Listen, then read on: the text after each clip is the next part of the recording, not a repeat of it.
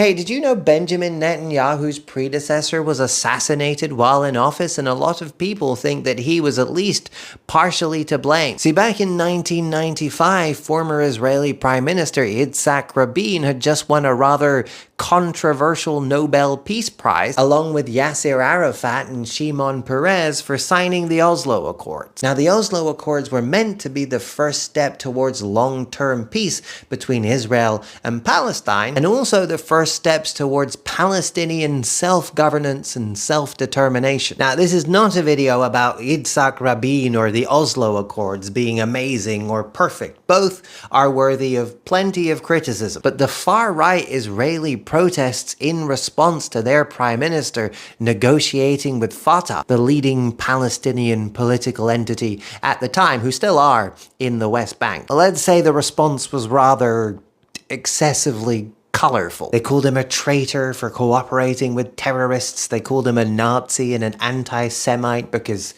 of course they did. That's what they call people they disagree with. And some of the activity at the protests was rather explicitly openly violent and threatening. Now, Netanyahu didn't repeat the more violent or threatening rhetoric with his own mouth, but he also didn't condemn it. And he did show up to rallies and protests where that was going on and hold speeches and show support and encouragement. And it's understandable that people felt that his mere presence as a mainstream, recognizable political entity sort of co-signed and legitimized that type of violent rhetoric. That he might be helping the violent sentiment grow, and if it got out of hand, something bad might happen. And those people's concerns became a reality when one of those far-right supporters took matters into his own hands and ended the prime minister's life. I believe that Netanyahu's least favorite bit of the Oslo Accords was the founding of the PA, the Palestinian Authority. See, for the first time, there was actually an official, recognized Palestinian governing entity. And when Israel signed the Oslo Accords,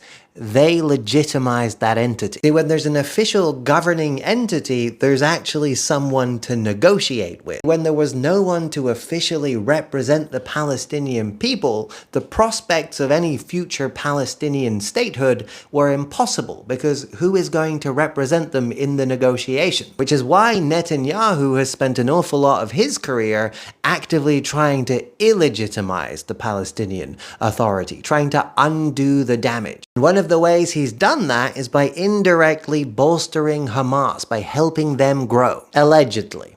I should say allegedly. Essentially, the accusation is that he and his government have utilized their still rather dominant control of the Gaza Strip through their blockade that surrounds most of their borders, their coastline, and their airspace. Really everything except this tiny border to Egypt all the way in the south, which I bring up because the pro-Zionist argument likes to mention this as some sort of justification as to why this sphere of oppression is not really a problem, because there's this tiny little pocket in it. Although the Americans and Israelis did collaborate with the Egyptians to build their border wall here, so it's not unreasonable to think that there might also be some sort of unspoken understanding on that end too. Anyway, the accusation is that they've utilized this control of basically everything that goes in and out of Gaza to make sure that Hamas have access to things that the Palestinian Authority do not. Access to funding, to resources, the freedom to operate in a way so that the people of Gaza see Hamas succeeding in areas where their counterparts cannot, and thereby bolstering their popularity. And the reasoning is simple, right? Creating political division within Palestine gives you an excuse to avoid engaging in serious long-term negotiation. You can basically just say, well, how can I negotiate for a two-state solution or Palestinian sovereignty when they're so divided? You've got Hamas ruling here and Fatah ruling there. Who am I supposed to negotiate with? Which is an argument Netanyahu has used many, many times. There are even claims made that he has explicitly told members of the Israeli Knesset that the most surefire way to ensure that Palestinians will never have a state of their own is to help Hamas grow and bolster their popularity. He does, of course, deny that these claims are true. You know, he also denies the existence of a famine that we can all see plain as day, so